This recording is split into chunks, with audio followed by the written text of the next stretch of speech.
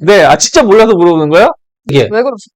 솔직히 네. 사람 한 달 동안 좀 이 종목 주목해봐도 좋을 것 같다. 뭐 이런 거. 네, 안녕하세요. 리치걸스 채널 오신 여러분 환영합니다. 저는 리치걸스의 연아입니다. 와, 너무 잘 오셨어요.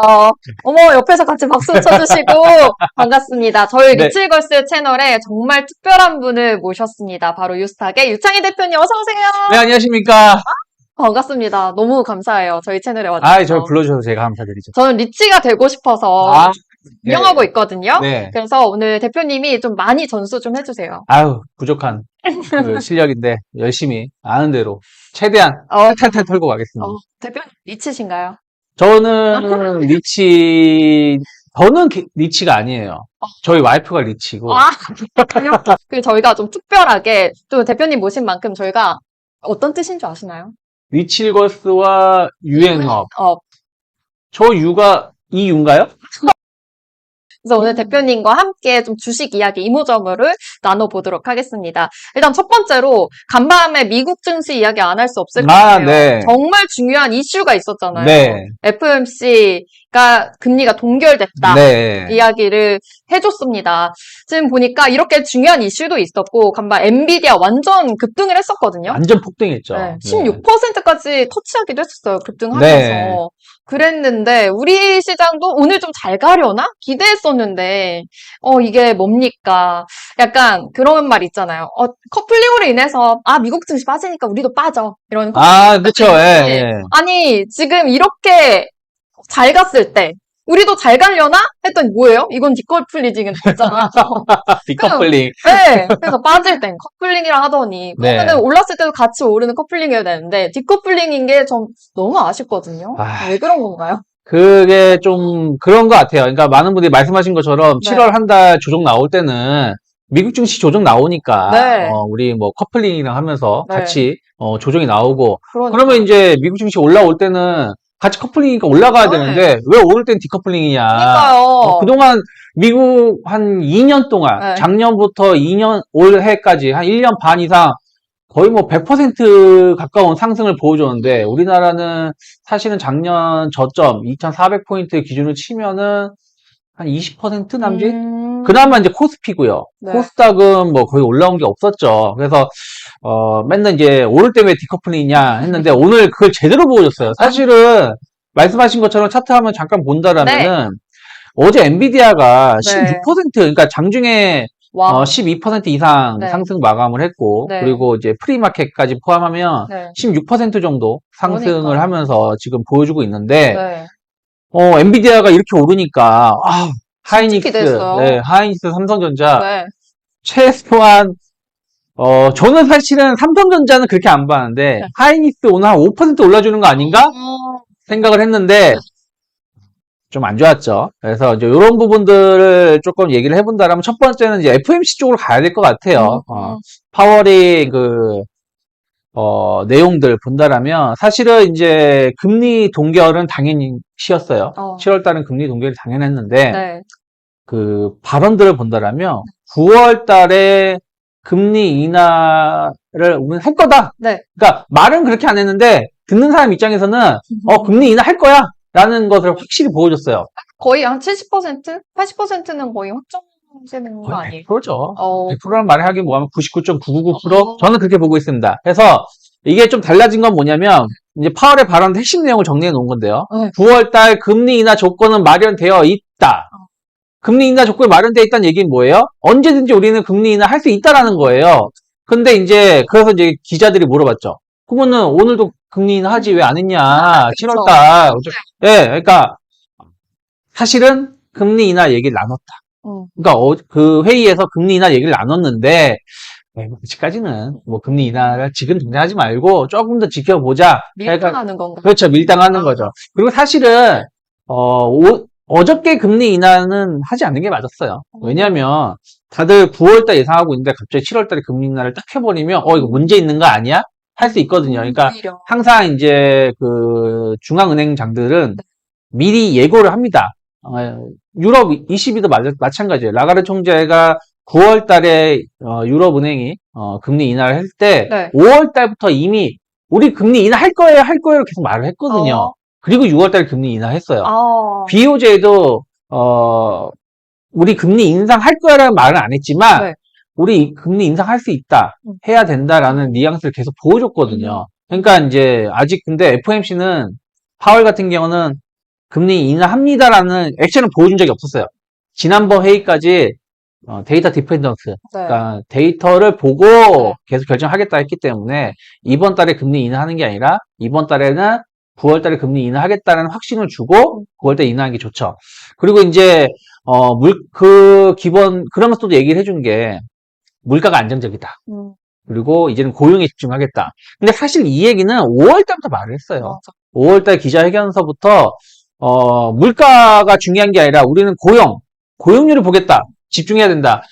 중앙은행의 두 가지 책무, 제일 중요한 책무는 물가. 하지만 물가는 많이 잡혔기 때문에 두 번째 책무, 고용에 집중하겠다라는 발언을 했었습니다. 그래서 저는 5월부터 이거 뉘앙스가 바뀌었다. 그러면 이제 분명히 파월은 금리 인하하겠다라는 생각을 하고 있었는데 이번에 또 다시 한번 그 얘기를 했다는 거죠. 네. 그래서 고용에 집중하겠다는 것을 보여줬고, 그러면 이제 그러면서 또 말을 한 게 고용이 나쁜 건 아니다. 그러니까 지금 고용 시장이 나쁜 건 아니다. 여러분들이 걱정할 필요는 없다. 그 얘기는 무슨 얘기예요? 골디락스. 그게 뭐예요? 순간에 당하겠다. 순간에 당하겠다. 눈빛이, 네, 진짜 몰라서 물어보는 거예요? 네, 알겠습니다. 이거 리치 조금 밀어놔야겠다. 골디락스? 순간 당하겠네? 그러니까 뭐냐면, 어찌됐든, 다 좋다는 거죠. 그러니까, 그냥 길게 설명 안 하고, 네.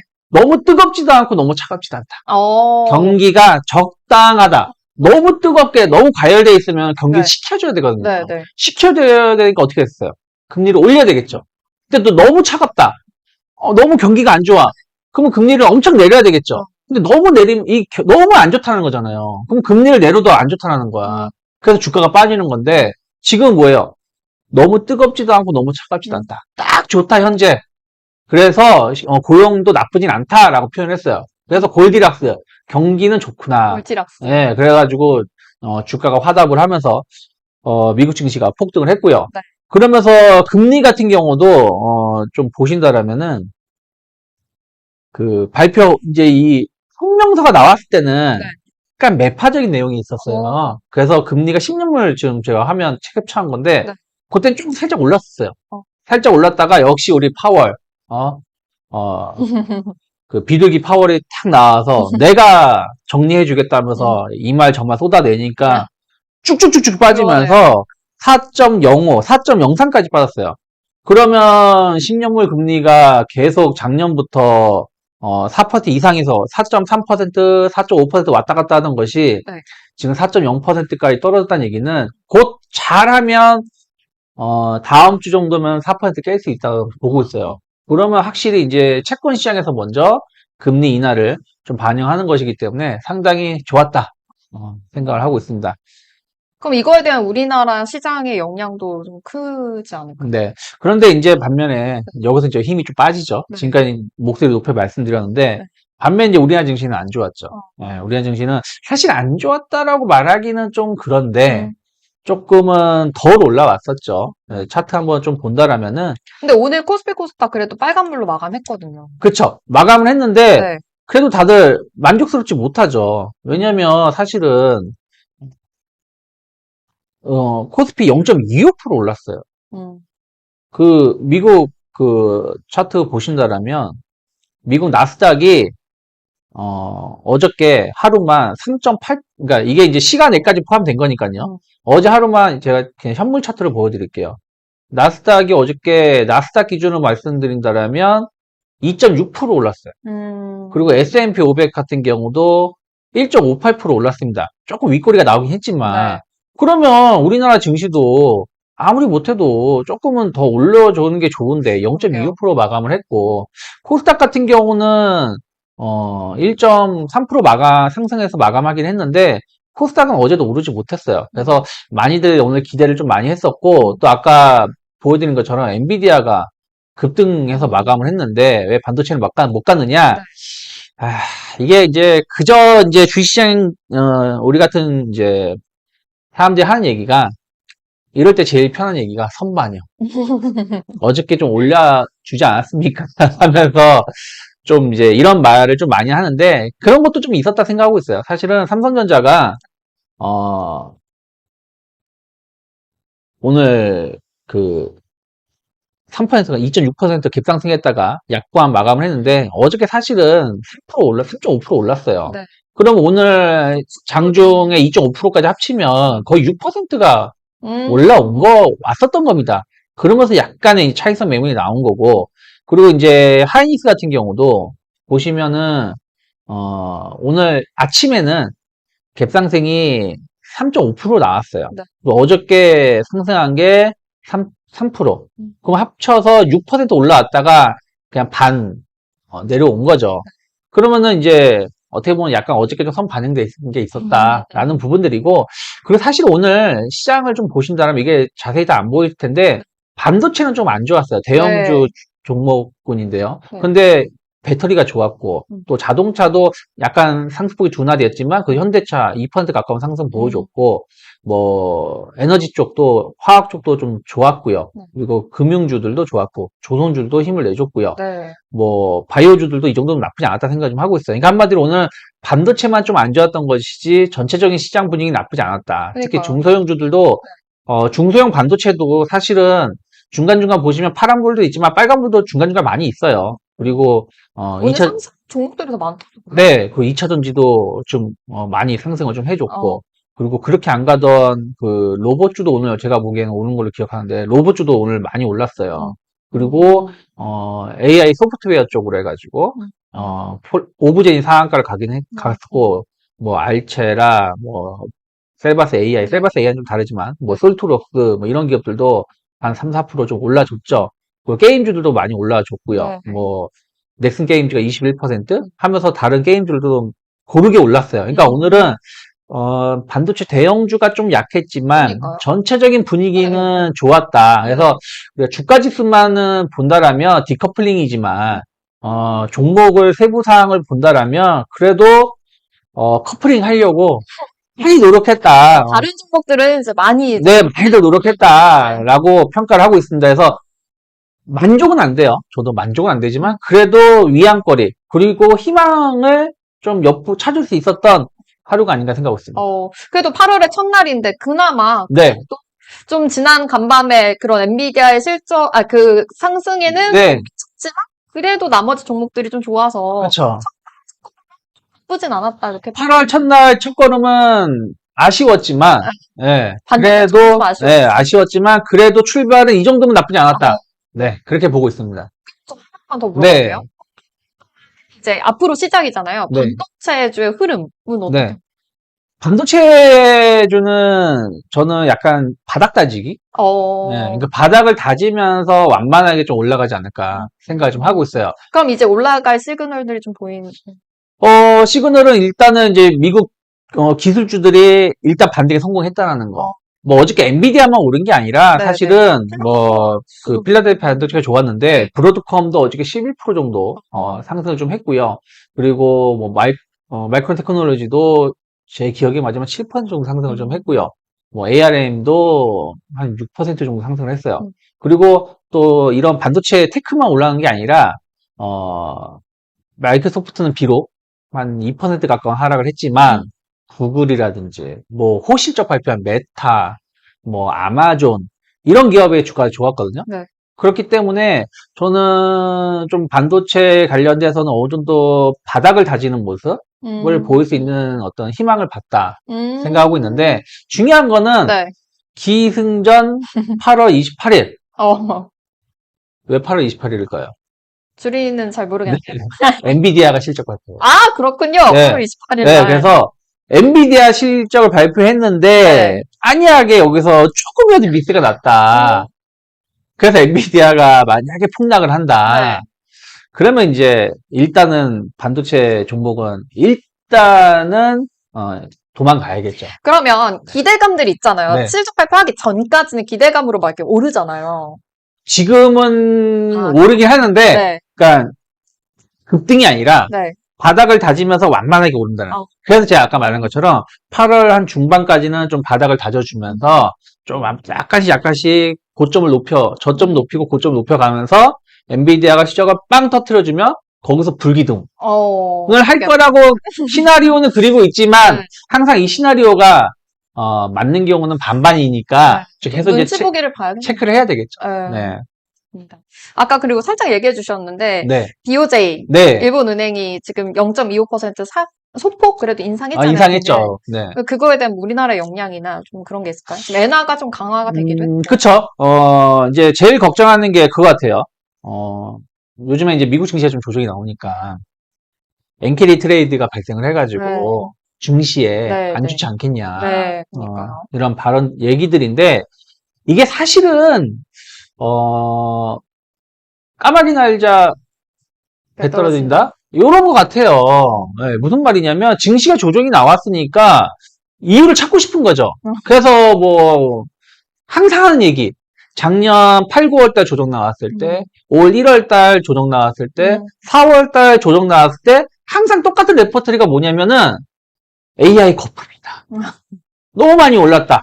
그래서 이제 그냥 끝났어. 그냥 이제 버블 터지는 거 그쵸. 아니에요? 버블 터지는 이제 그 시작점이다. 이 얘기는 매번 나오고 이번에도 나왔잖아요. 이번에 또. 그리고 이제 다른 이유를 이제 막 찾는데 없는 거야 딱히. 그러니까 이제 얘기 나오는 게 엔캐리 트레이드. 일본의 그 엔화 자금이 이제 본국으로 송환되게 되면 이제 그 투자했던 거에 돈을 빼야 되니까 그럼 주식에 투자했으면 주식을 매도해야 되잖아요. 그래서 이제 이게 미국 증시에 영향을 줬다라는 것인데 반은 맞고 반은 틀리다 생각 좀 하고 있어요. 네, 무슨 말이냐면 엔화가 이제 강세를 띠고 일본의 금리가 오르게 되면 그동안 일본 금리는 0%대였잖아요. 그러니까 내가 대출을 받아가지고 또 해외에다 투자를 해서 그 수익이 나면 뭐 오롯이 수익이 나는 건데 이제 이자가 오르잖아요. 또 이자가 오르고 또 옛날에는 일본 엔화가 낮아질 때는 달러 가치가 높을 때 아니에요. 그럼 만약에 예전에는 만약에 100만 원 수익을 얻었다고 쳐요. 그러면은 120만 원 수익 난 거나 마찬가지인데 지금 엔화가 이제 올라가게 되면 100만 원 수익 났어도 90만 원 수익 난 게 되는 거잖아요. 그렇잖아요. 수익 났긴 했지만 그러니까 이런 부분들이 좀 발생할 수 있으니까 보수적인 사람들은 그냥 주식 팔고 대출금 갚자.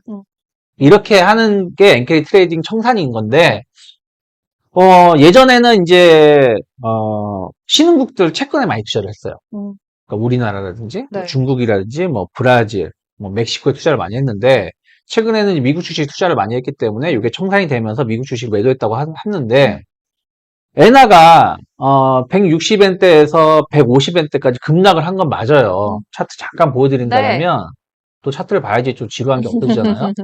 그래서 본다라면 엔화의 모습을 보시면 자, 아까 제가 미리 준비를 했어야 되는데 죄송합니다. 그래서 일본 엔화가 급락을 했어요. 최근에 160엔대, 162엔대에서 150엔대까지 급락을 했기 때문에 이 과정에서는 우리가 말한 것처럼 엔캐리 트레이드의 청산의 자금이 빠져나오면서 미국 증시에 영향을 줬을 수 있다라고 볼 수 있는데 왜 반은 맞고 반은 틀리냐면 우리가 이때 당시에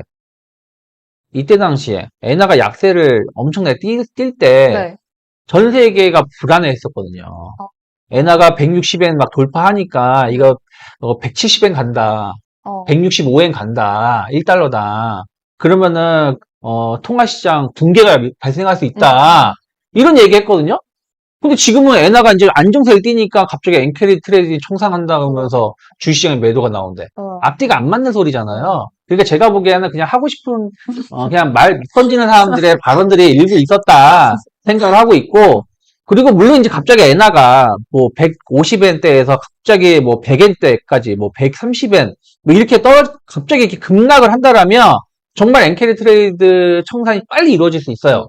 근데 여기서 이제 옆으로 횡보하는 모습이 나온다라면 그런 자금이 있다고 하더라도 1차 청산이 됐고 추가적인 청산 가능성 제한적이다 보고 있고요. 두 번째는 아까 엔비디아 차트 보여드렸지만 많이 빠졌어요. 그러면은 엔화 가치 상승을 해서 환차손이 발생할 수 있는 부분들이 있지만 네. 반대로 환차손은 뭐 한 5% 발생한다고 쳐요. 예를 들어서. 네. 근데 주식이 20%, 30% 오르면 어떻게 되겠어요? 만약에 엔비디아가 다시 그 140달러까지 올라가면 최소한 20% 오르는 거잖아요. 그쵸. 그러면 주식의 수익을 더 얻을 수 있잖아요. 그쵸. 그래서 저는 미국 주식이 많이 빠져 있기 때문에 네. 엔케리틀의 청산 가능성보다는 그냥 일단 기다려보자. 환율로 손해보는 것보다 주식으로 수익 날 수 있는 부분이 더 크니까 기다려보자는 심리가 더 강하지 않을까 생각을 좀 하고 있어요. 알겠습니다. 이렇게 금리 인하, 인상에 대해서 좀 조금 재미없네요. 네, 골디락스 영향에 설명 대해서 엔케이틀의 좀 청산하니까 어렵네요. 네, 어려울 수 있습니다. 네. 그러면 우리나라 시장의 이야기를 좀 해보면 좋을 것 같아요. 네. 오늘 시장 보니까 그래도 좀 나머지 종목들은 나쁘지 않게 그래도 흐름을 보여줬다라고 네. 말씀해 주셨는데 제가 오늘 코스 보고 깜짝 놀랐어요. 1위에 알테오젠이 올라왔던 네. 거예요. 그래서 오늘 잠깐 제가 오늘 아침 방송 하고 왔는데 그때 코스닥 이야기하는데 알테오젠 1위여서 깜짝 놀라면서 얘기했었거든요. 깜짝 놀랄 정도가 아닌데 그렇죠. 뭐 의미가 근데 있었죠. 스크린 보니까 네. 지금 왔다리 갔다 왔다 갔다 했었죠. 예. 네, 요즘 에코프로비엠 또 많이 안 좋았었잖아요, 2차 전지가. 그렇죠, 그렇죠. 근데 그래도 오후 들어서 조금은 올라와 준 모습으로 네. 보이거든요.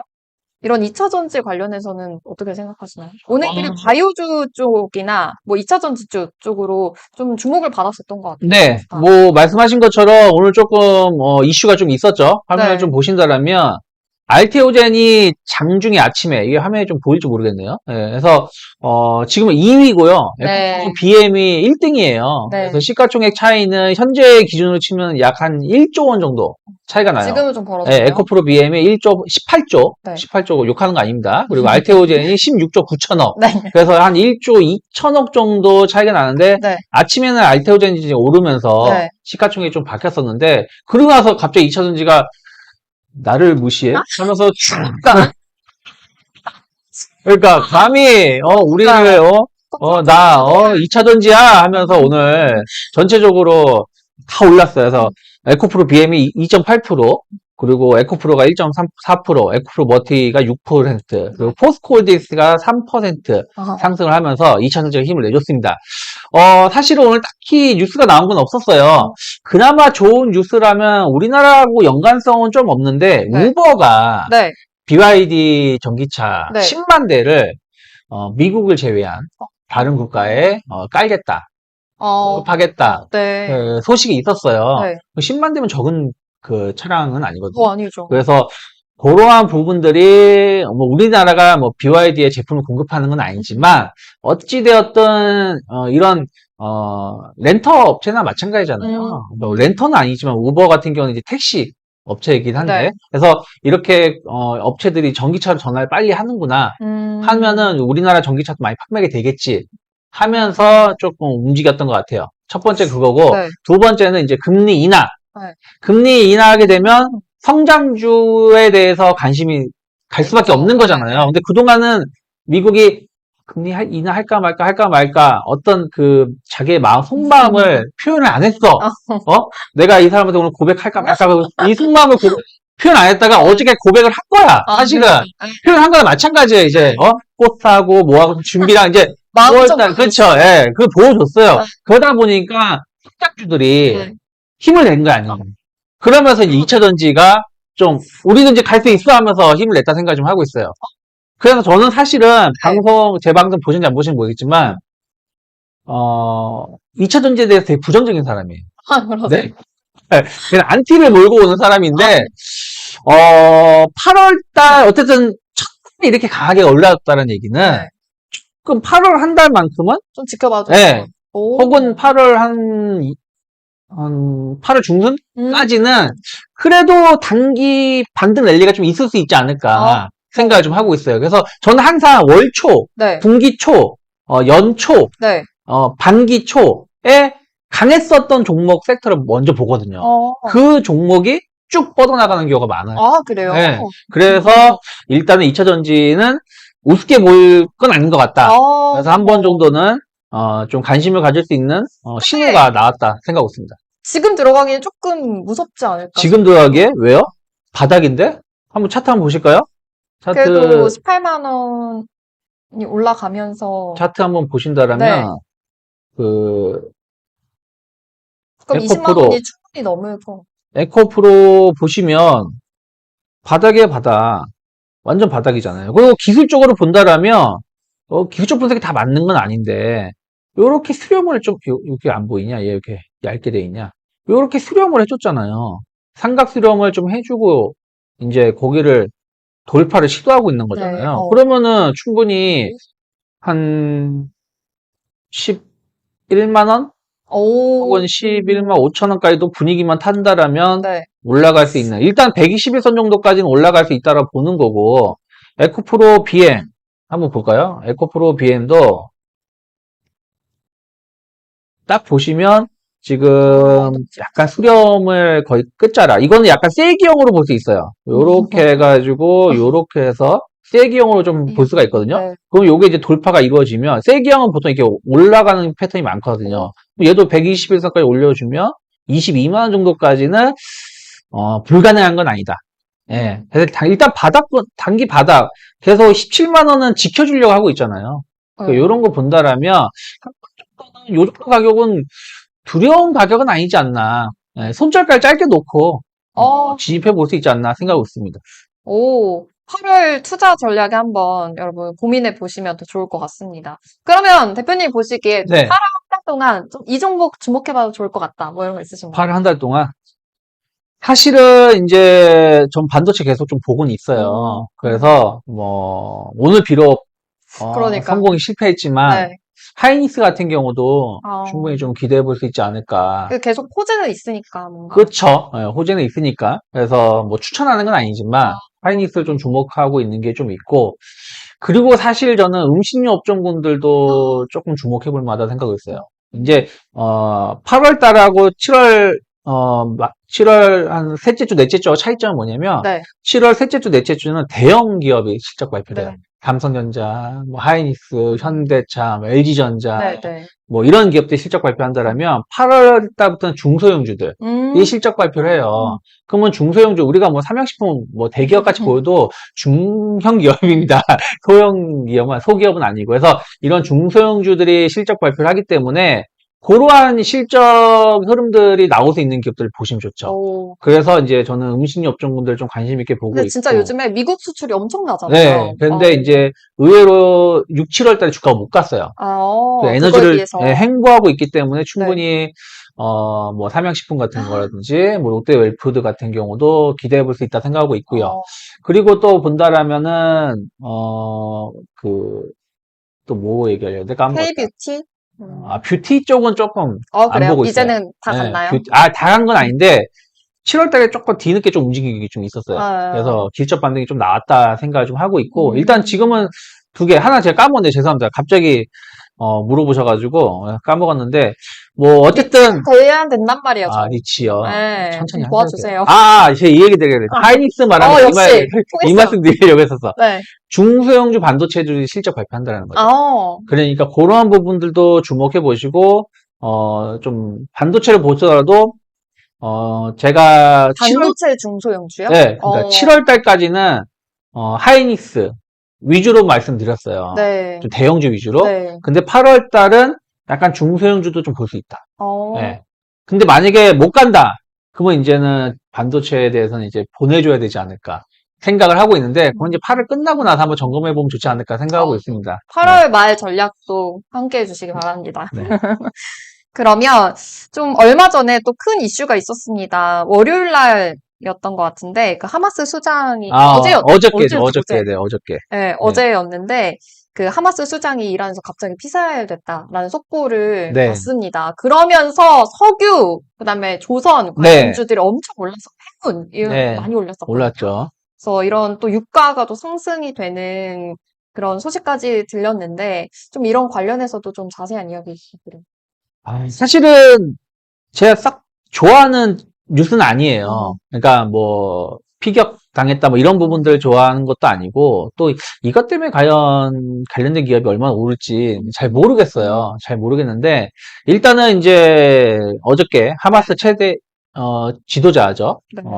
좀 이스라엘밖에 없겠죠. 왜냐면은 거기에 이란, 레바논, 하마스, 이란 대통령 취임식을 축하해 주려고 다 모였는데 서로 배신자가 생겨서 이런 사고를 일으키진 않겠죠. 그래서 이스라엘의 소행일 가능성이 높다 생각 좀 하고 있는데 지금 이제 하마스하고 그러니까 어떻게 보면 이제 파키스탄이죠. 하마스하고 이스라엘하고의 어떤 전쟁만 계속 발생한다. 그럼 사실은 유가에는 큰 영향은 없어요. 왜냐면은 기름이 없는 나라들이거든. 근데 이제 레바논하고 이란이 참전한다 그러면 조금 문제가 달라지겠죠. 그래서 오늘 이제 나온 뉴스를 본다라면 레바논이 지금 이란 최고 지도자 네. 이스라엘 보복 공격 직접 명령했다. 사실 이란 같은 경우는 조금 뭐 약간 중동 국가가 다 비슷하긴 합니다만은 대통령이 있어도 대통령이 지시하는 게 아니라 그 종교 최고 지도자 협회가 그 모임이 있습니다. 네. 거기서 결론을 내서 이렇게 해 그러면 대통령 따라 할 수밖에 없어요. 그런 관계예요. 그래서 최고 지도자 쪽에서 이제 공격을 해라 라고 명령을 내렸기 때문에 이제 이란 대통령은 공격을 할 가능성이 높은데 네. 만약에 이게 엄청난 공격을 한다. 네. 그러면 정말로 큰 전쟁이 발생할 수밖에 없다 생각하고 있어요. 그러면 유가도 급등할 수밖에 없겠죠. 근데 지난 4월 달처럼 약속 대련이라고 하죠. 네. 우리 미사일 쏜다. 그러면서 좀 안 좋은 미사일 하나 쑥 보내. 그러면 이제 이스라엘이 알겠어 하면서 우리 몇 개 맞아줄 척 할게 해서 이게 끝나는 거면 상관이 없어요. 이러면 영향이 없는데 정말 그 이란이 사실은요. 전 세계 군사력으로 따지면 제 기억이 맞으면 7위 국가인가 8위 국가. 7, 8위 정도 해요. 상당히 맞나? 맞을 겁니다. 아니면 17위 아니면 7위. 둘 중에 하나인데 아주 7은 들어가요. 그럴 정도로 군사력이 강한 국가예요. 이스라엘이 7위가 아니라 17위인가 보다. 이스라엘이 아마 14인가 15인가 해요. 그러니까 이 두 개 국가가 붙으면 정말로 너 죽고 나 죽고예요. 그렇기 때문에 그러면 정말로 문제가 될 수 있다 생각을 좀 하고 있어요. 그래서 이제 어저께 보면은 이제 유가가 좀 많이 올라왔었죠. 네. 그 유가가 차트 하나 보여드린다라면 유가가 어저께 하루만 그 4% 거의 5% 정도 상승을 했어요. 그런데 여기서 저는 의구심을 한번 가져야 된다는 생각을 좀 하고 있어요. 무슨 말이냐면 어저께 우리 골드 좋아하세요? 금 좋죠. 금 좋아하세요? 금복근이 없는 거 없네. 빨리 위치에 대서 금 사셔야겠네. 근데 금도 어저께 많이 올랐어요. 어제 그러게요. 금도 한 1.6% 올라오면서 거의 신고가 언저리까지 올라갔었거든요. 그러니까 이건 무슨 얘기냐면 금리 인하하게 되면 사실은 원자재 가격이 올라가거든요. 그러니까 금리 인하 수혜주로 금도 오르고 이런 에너지 또 오르고 왜냐면 금리가 떨어지면요. 금리가 떨어지게 되면 달러가 약세를 띌 수밖에 없는 네. 거고 그러면 이제 다른 원자재라든지 이런 게 오를 수밖에 없는 거거든요. 네. 그래서 그 영향도 있었고 네. 약간 그 이스라엘 사태도 있었고 그래서 오늘 내일 좀 더 봐야 될 것 같아요. 만약에 유가가 여기서 또 오른다. 네. 만약에 또 한 3%, 4% 오늘 밤에 또 오르거나 한다. 또 주말에 그리고 진짜로 상황이 보통의 똑같아지거나. 미사일은 주말에 쏩니다. 평일에 안 쏴요. 왜냐면 무섭게. 왜 주말에 쏠까요? 방치하고 아니면 있을 때. 그쵸. 아니면 밤에 쏩니다. 왜냐면 새벽에 이게 막 그쵸. 왜 오물풍선처럼. 그럴까요? 오물풍선?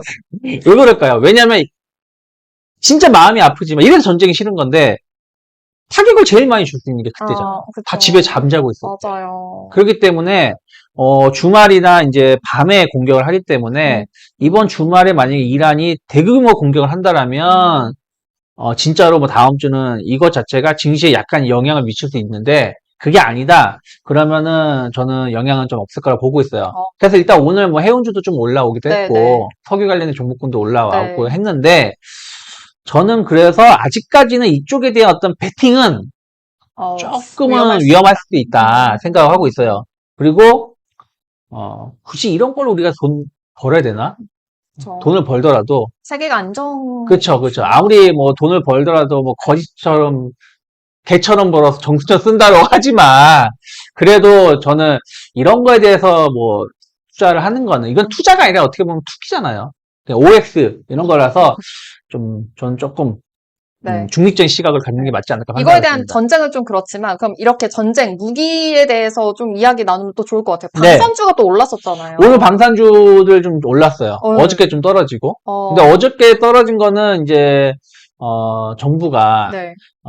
그 R&D 예산을 대폭 줄이겠다 하면서 뭐야 하면서 주가가 좀 빠진 것도 있거든요. 근데 이 제목을 보면 되게 조금 무서운 제목이었죠. 무슨 R&D 제목이- 예산 아하. 60% 삭감, 뭐 아, 50% 그래요? 삭감, 막 이런 어, 뭐 뉴스가 나왔었는데 네. 사실은 금액으로 치면 한 30억, 어. 40억 이 정도 삭감하는 거예요. 그러니까 몇백억 단위로 삭감하는 건 아니라서 좀 과하게 반응했구나 하면서 좀 올라온 것도 좀 있었고 또 이제 이란에 대한 어떤 걱정거리 이런 것들을 하면서 올라온 게 있는데 네. 방산주들은 꼭 이게 아니라고 하더라도 네. 계속해서 수출이 잘 되고 있기 그러니까 수출이 때문에 잘 되고 있어서. 저는 좀 꾸준히 관심 있게 볼만하다. 그래서 뭐 현대로템 같은 경우도 오. 현대로템은 세 가지가 다 포함돼요. 방산 네. 그리고 우크라이나 재건.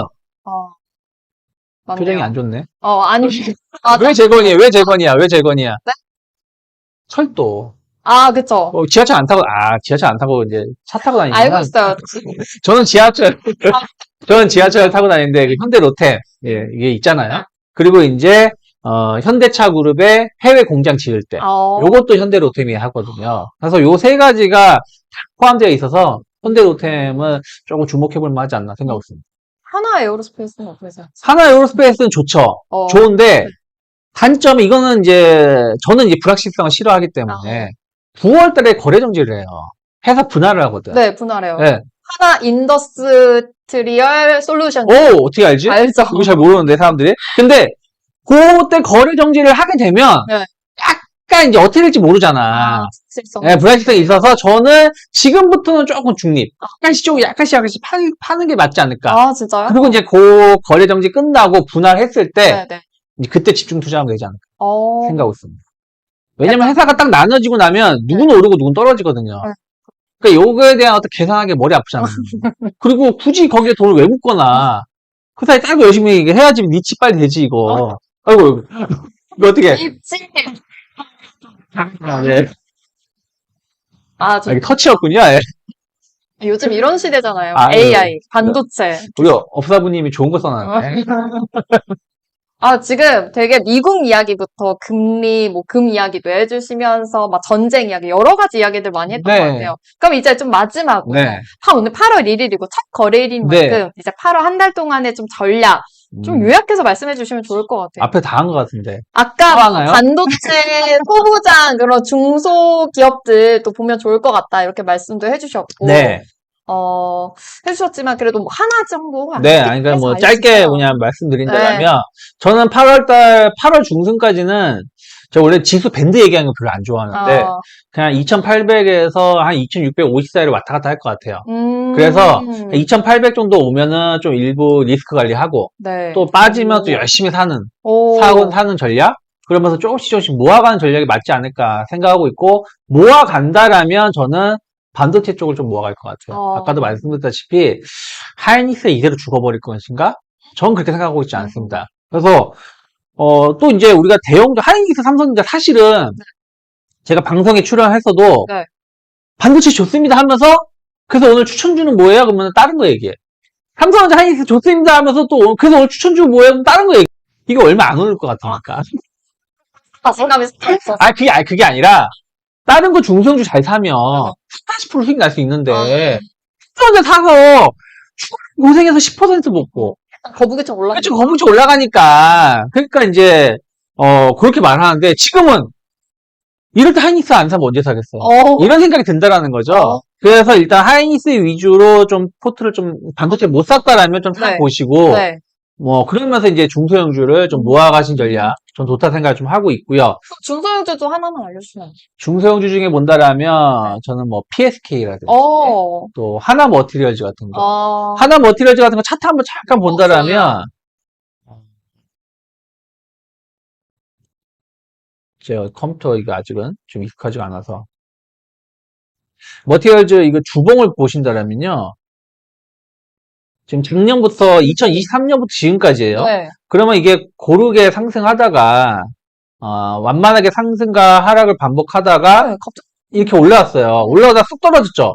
쑥 떨어졌는데 지금 45,000원 오늘 이제 5만 원 마감했지만 가격은 뭐냐면은 작년 2023년 그 5월부터 지금까지 계속 지켜지던 자리예요.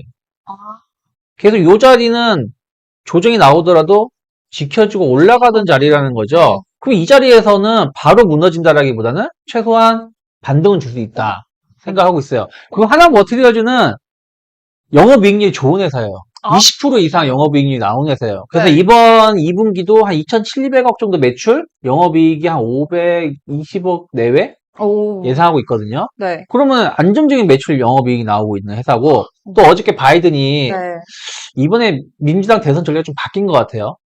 느낌상. 왜냐면 뭐 얘기할지 모르죠 지금. 네. 눈빛이 흔들렸어 또. 이제 좀 알겠네. 여기 어디를 가겠어. 어제 바이든이 네. 그 네덜란드, 네. 대한민국, 일본 네. 콕 집어가지고 중국의 반도체에 투자하는 거 괜찮다. 이런 얘기를 했었어요. 근데 하나머티리얼즈 같은 경우는 도쿄 일렉트론이 하나머티리얼즈 지분 14% 가지고 있어요. 오. 한 14%인가 15% 정도 갖고 있는데 도쿄 일렉트론의 매출의 30-40%가 중국향이에요. 근데 이번에 규제에서 떼준다는 얘기는 도쿄 일렉트론의 주가가 모르겠네요. 이제 당당하게 중국에 수출할 수 있다는 거잖아요. 네. 그러니까 근데 도쿄 일렉트론이 중국에 공급을 많이 하게 되면 네. 하나머티리얼즈가 도쿄 일렉트론에 그 부품을 공급합니다. 아. 그러니까 같이 매출이 늘어나겠죠. 오. 예. 그리고 이제 그 낸드 쪽에 더 많이 사용되는 제품을 실리콘 링을 공급을 하고 있거든요. 네네. 근데 어저께 삼성전자 레거시 반도체 투자 더 하겠다. 수요 잘 나오고 있다. 하고 있죠. 네. 하이닉스도 마찬가지죠. 네. 그러니까 이쪽에 대한 매출 나올 수 있고 또 도쿄 일렉트론의 매출 비중이 그러니까 예전에는 삼성전자 하이닉스에서 차지하는 매출 비중이 한 20% 정도밖에 안 되는데 요즘에 도쿄 일렉트론의 제품이 한 50%까지 높아지고 있어요. 그렇기 때문에 그런 거 감안한다면 하나머티리얼즈의 어떤 매출 성장은 충분히 나올 수 있다. 근데 최근에 주가 급락했다. 그러니까 그러면 충분히 사볼 수 있지 저가 매수에 않을까 생각을 저는 하고 있습니다. 아, 약간 이유 있는 그런 호재들이 좀 있는 네. 만큼 주목해 보셔도 좋을 것 같네요. 네. 아, 역시 이렇게 리치걸스 유행어 너무 좋네요. 리치가 될 수 업은 있는 빼줘. 오늘 업이 없는데 왜 업을 이렇게. 이렇게 약간 자리 차지하시려고 네. 슬슬 지워나가시는 거 아니죠? 와, 그래서 오늘 유정희 대표님과 함께 좀 이것저것 이야기도 많이 하면서 경제 지식도 많이 얻는 것 같고. 아, 네. 이렇게 좀 약간의 또 수익 날 수 있는 종목들까지 여러분 알려드렸습니다. 리치걸스 지금 보신 분들 구독 한 번씩 꼭 눌러주시고요. 한번 많이 눌러주세요. 아, 네. 좋아요도 눌러주시면서 도움이 되셨다면 댓글도 달아주시면 감사하겠습니다. 그럼 마지막 인사는 네. 우리 8월 한 달 동안 열심히 해서 꼭 리치 되세요 하면서 네, 알겠습니다. 마무리할까요? 좀 올드한가요? 아, 다음에 괜찮- 좀 더 멋진 인사 네. 생각해 오겠습니다. 그러면 8월 한 달 동안 우리 성공 투자 꼭 해보시길 바라겠고요. 리치걸스도 많이 사랑해주세요. 여러분! 리치 되세요!